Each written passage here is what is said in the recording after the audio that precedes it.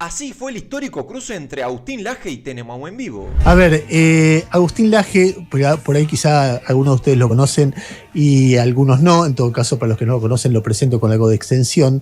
Si yo tuviera que definirlo de alguna manera, diría primero que es un intelectual. En otra época de mi vida diría hubiera dicho es un intelectual facho.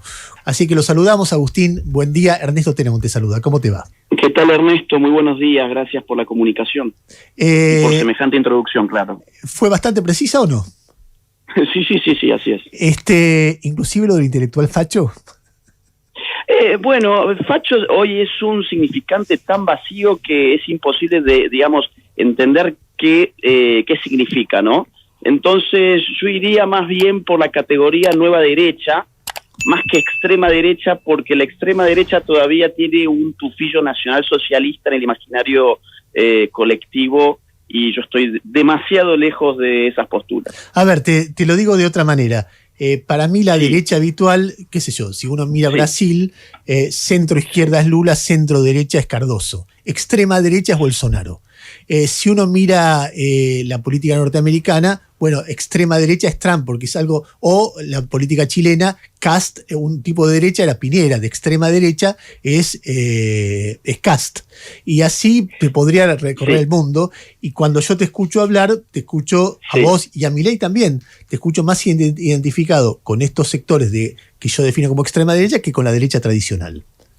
Ahora, fíjate, Ernesto, qué interesante, que parece que el abanico político ideológico se ha quedado sin un polo de derecha pura.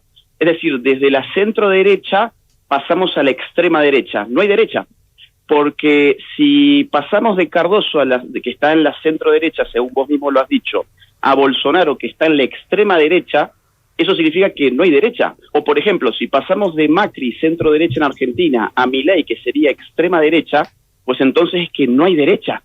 Y es una cosa muy interesante porque el abanico ideológico ya no registra derecha, pero tampoco registra extrema izquierda. Fíjate que la prensa prácticamente nunca se refiere a militantes de izquierda dura como extrema izquierda. En el mejor de los casos dicen que son militantes de izquierdas o incluso trotskistas, ¿no? El trosco vendría a ser algo así como el facho en la derecha, ¿no? Pero no quedó ni extrema izquierda en el imaginario popular, bueno, pero ni derecha. Pero en tu terminología la palabra zurdo, que supongo que, no sé si ahora, pero en algún momento la hubieras aplicado a alguien como yo, aparece permanentemente. No es extrema, pero es una manera muy despectiva de definir a alguien que piensa distinto. Es como el facho, es, digamos así, el espejo del facho, es una indeterminación propia del combate discursivo, digamos así, de la simplificación política. Y eso se puede aplicar en distintos ámbitos. Por ejemplo, yo no aplicaría en la academia la palabra zurdo. Ahora, en un posteo de Twitter, por ejemplo, donde las reglas discursivas son otras, bueno, las licencias son mayores, claro. Agustín, cuando Milei habla de aparato gramsciano, instrumento gramsciano, dice, mi problema no es Lali Espósito, la uso como ejemplo para mostrar cómo la izquierda ha tomado el control de la cultura y cómo tenemos que dar una batalla cultural para desplazarla de ese lugar. Explícalo vos, como yo te escuché varias veces, ¿qué es desde el lugar de un hombre de, entre comillas, la nueva derecha, la idea de batalla cultural? Bueno, lo primero que hay que entender es que la batalla cultural es la estrategia de los derrotados. Bien, la batalla cultural, de hecho, si se le puede atribuir algo de esto a Gramsci, que yo creo que sí, es sintomático que lo haya pensado desde las cárceles de Mussolini. O sea, el primer gran dato es que da batalla cultural aquel que durante mucho tiempo no tiene acceso ni expectativas de acceder a esferas de poder estatal.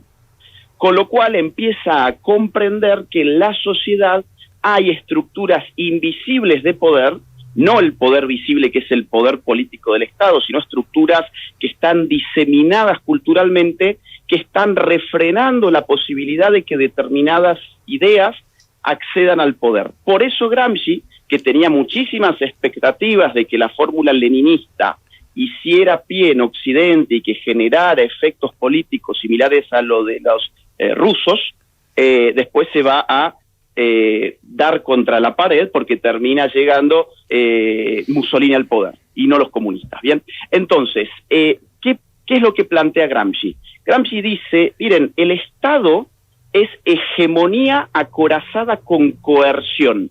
¿Qué significa esto? Coerción es el uso de la fuerza física. Cuando Milei dice el Estado es el monopolio del uso de la fuerza, tiene razón, pero no es solamente eso.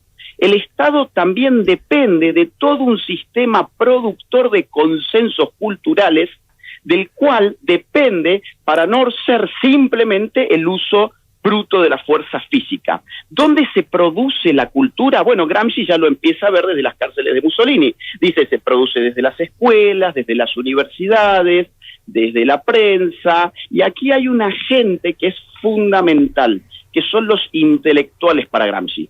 Los intelectuales son creadores de marcos interpretativos del mundo. Para actuar en el mundo necesitamos interpretar lo que pasa en el mundo. Ahora bien, ¿cómo las personas adquieren marcos interpretativos? ¿Porque leen directamente a los intelectuales? ¿Porque hemos todos leído a Marx, a Gramsci, a Althusser? No. Lo adquirimos por vía del sentido común que se producen en otras instancias del aparataje cultural. Por ejemplo, los periodistas, los profesores del colegio, los medios de comunicación, el cine, la música, el teatro, etcétera, etcétera, etcétera. Entonces, no la quiero hacer muy larga, pero esto revela, ¿qué cosa? Que la cultura es poder. La cultura no solamente es un espacio de ocio, entretenimiento, cultivo del espíritu como pensaban los ilustrados, sino que la cultura, en la medida en que marca y fija los marcos interpretativos de la acción humana, es también una forma de guiar la vida de los individuos. Entonces, cuando Milei dice, yo me peleo con el mundo de la cultura, es porque ese mundo, de alguna forma, reproduce una serie de significaciones con las cuales interpretamos la vida, que está en la lectura de Milei refrenando un proyecto político-económico que es el que ha ganado en las urnas, pero que la cultura siempre implica procesos muchísimo más lentos que ir a dejar una papeleta en una urna, ¿no? Así que Agustín, la batalla cultural pasa por ahí. Déjame poner un poquito en cuestión esto, porque tal vez todo esto sea una teoría conspirativa un poco disparatada, y te voy a decir algunos elementos que a mí me parecen que abonan lo que yo miro de esto. Lo primero, las sociedades avanzan, y avanzan de manera bastante anárquica, caótica, impredecible, sobre todo las sociedades democráticas, que no son sometidas por un poder estatal o religioso que coerciona o que frena ese tipo de cosas. Y entonces de repente aparece un movimiento como el movimiento pop, por ejemplo. Entonces aparece desde Madonna en Estados Unidos, o Taylor Swift, o el movimiento rapero, o el movimiento... Y son movimientos que de repente te transmitan, qué sé yo, cierto nivel de liberalismo sexual, de transgresión, etc. Yo cuando escuchaba unas de tus conferencias decías... vos decías, todo esto tiene que ver con algo que imaginó la escuela de Frankfurt, que como no podía ser el socialismo por vía de ofrecer más bienestar, lo ofrecía por el medio del desenfreno sexual. Y yo decía, a ver, Madonna con eso no tiene nada que ver. Ni Madonna, ni mi vida, ni la vida de mis hijos, ni la vida de nadie, ni la vida de una mujer trans, ni la vida de una mujer feminista. Es simplemente que las sociedades van evolucionando, en un momento se atienen a ciertas normas, en otros a otros, cada persona va haciendo una evolución, y en las sociedades democráticas a veces se vuelven más conservadores, a veces más liberales, etc.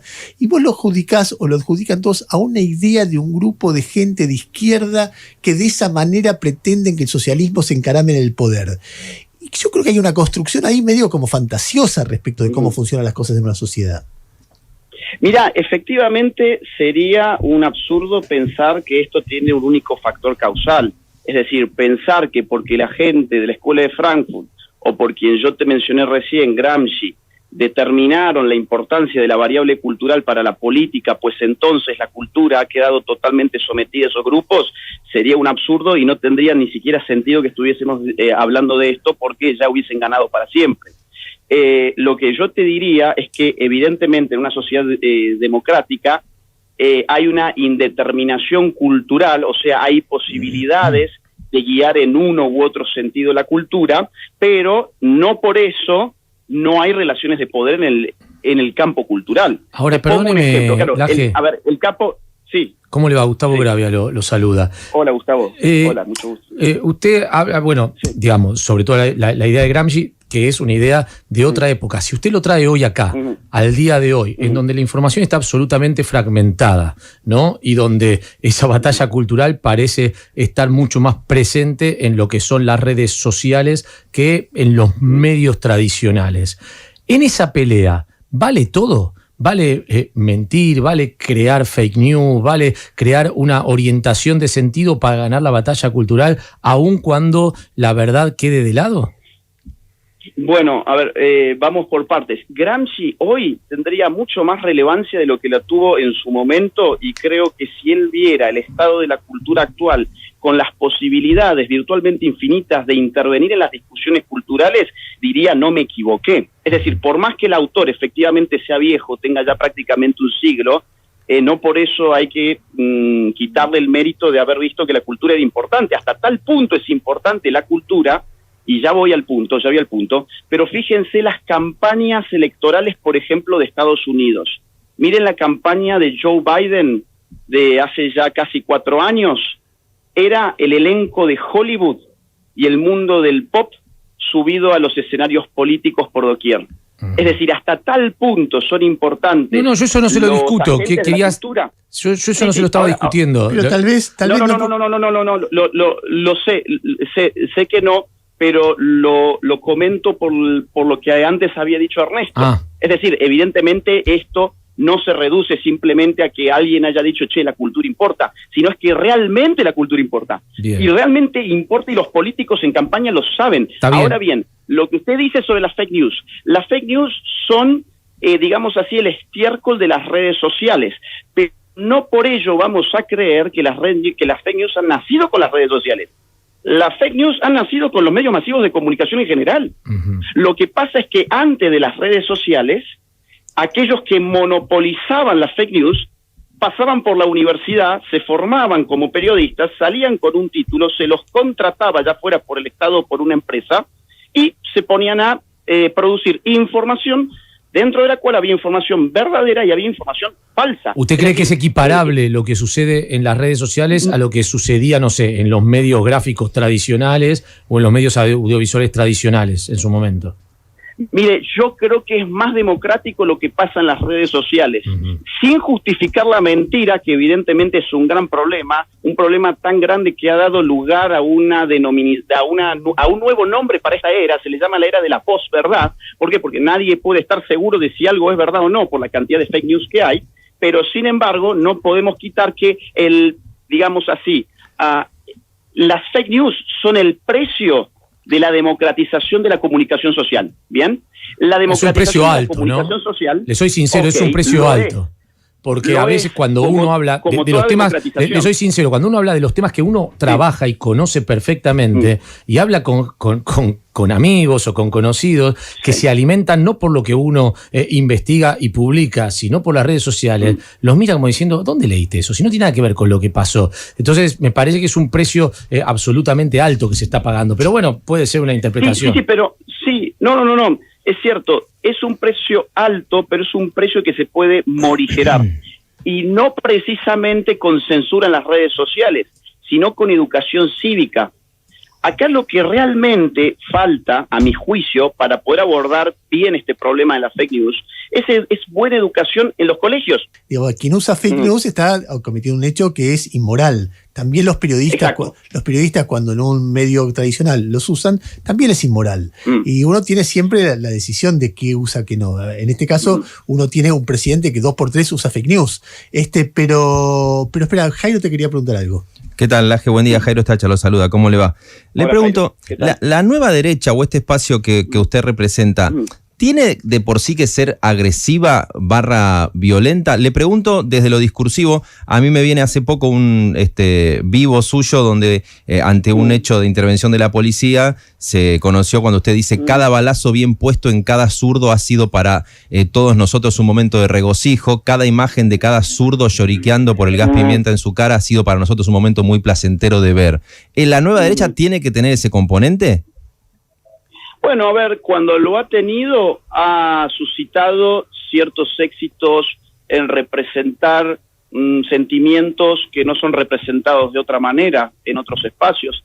Ahora bien, ese fragmento que usted cita, que fue recortado de un vivo, había todo un contexto donde evidentemente sacaron esa parte cuando lo recortaron, pero lo que yo me estaba refiriendo era aquellos que estaban delinquiendo, y yo había mostrado videos de gente delinquiendo en esa manifestación, y los balazos fueron explícitamente llamados como balazos de goma, claro que sacaron también esa parte, y lo del gas pimienta. O sea, sí, armas que no son letales, que no son mortíferas, digo, cada balazo bien puesto es un momento de regocijo, etcétera. Ahora, después de eso yo puedo hacer una autocrítica, decir, che, sí, se me fue la mano, fue un impulso, fue impulsivo. Y sí, y creo que lo fue, digamos, producto de las emociones negativas de ese momento, de estar viendo una serie de videos que encima no había visto antes, de lo que había pasado a modo de violencia del otro lado. Porque cuidado, también es una forma de fake news omitir información. Es decir, cuando se omite información, por ejemplo, determinados videos donde se ve que el otro lado no eran palomitas de la paz, y lo único que se quiere mostrar es a la policía como si fuese una policía del 24 de marzo del 76 dispuesta a salir a desaparecer personas, bueno, también esa es una forma de fake news. Y ciertamente eso se hizo. De hecho, militantes kirchneristas salieron a decir en redes sociales que había una chica desaparecida, que en verdad le habían robado el celular. No sé si lo vieron. Agustín. Y se hicieron ecos por todos lados. Hola gente, ¿qué tal? ¿Cómo andan? Bueno, espero que les haya gustado el video, que le pongan like, se suscriban y todo eso, pero esencialmente que les haya gustado el video. Nada, gente, bueno, tenemos un gran desafío por delante, que me parece que es fundamental dar esta batalla con muchísima fe, porque con fe es justamente mucho mejor. Yo creo que va por ahí el tema.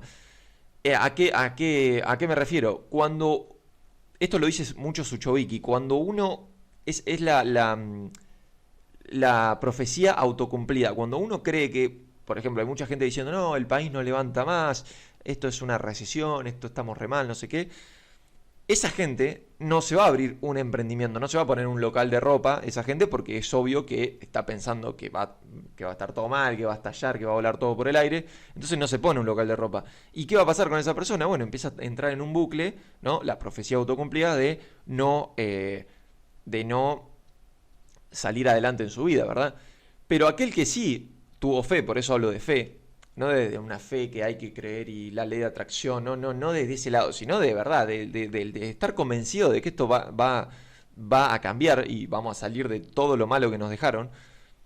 Si vemos eso y lo vemos desde esa óptica, vamos a de verdad abrir ese emprendimiento que ibas a abrir, o comprarte mercadería para revenderla, lo que sea, tipo generar uno mismo. Porque de parte del gobierno, gente, y esto es el chip que se tienen que sacar de encima, no van a intervenir en la generación de empleo, no van a intervenir en eso, eso se encarga el mercado. No va a haber una planta recicladora de no sé qué que le dé empleo a la gente solo porque hace falta empleo. No, el empleo viene de la mano de que la gente demanda cosas. Si la gente empieza a demandar más remeras, vendrá alguien que haga remeras, pero vos no podés intervenir en que la gente quiera remeras. Entonces, ¿qué va a pasar? Vas a tener mucha oferta, vas a tener gente que hizo remeras porque vos le diste trabajo, y vas a tener gente que no quiere esa remera. ¿Y qué haces con eso? Bueno, al final lo que terminaron haciendo todos esos gobiernos, todos los últimos, cierran la frontera, entonces de repente no entran remeras. Y entonces, claro, terminamos comprando a precios ridículos acá, solo para generar empleo. Y el empleo, aparte en este siglo, y especialmente en el 2020 y pico ya, llegando al 2030, vamos a tener una economía, por eso Milei es muy pillo, obviamente, en ese sentido también, que quiere hacer que esto sea también un centro tecnológico, ¿verdad? Un Silicon Valley, etcétera. Porque es por ahí el futuro. No hay fronteras. El peronismo, por eso es tan ridículo escuchar a gente diciendo no, porque hay que cuidar la industria nacional. las industrias nacionales, ¿qué son al final? Ahora la gente comercializa vía internet, gente. No sé si se dieron cuenta de que llegó algo llamado internet. Es impresionante. Yo la verdad a mí no salgo de mi asombro cuando escucho a estas personas. Pero bueno, hay que seguir escuchándolos, lamentablemente, porque van a estar y hay que seguir dándoles batalla, gente. Como dijo Milei, hay que ponerle el último clavo al ataúd. Y hay que hacerlo, gente, es así. No hay que darlos por vencido, es así. Así que, nada, gente, bueno, un saludo, muchas gracias por el video y nos vemos. Chau, chau.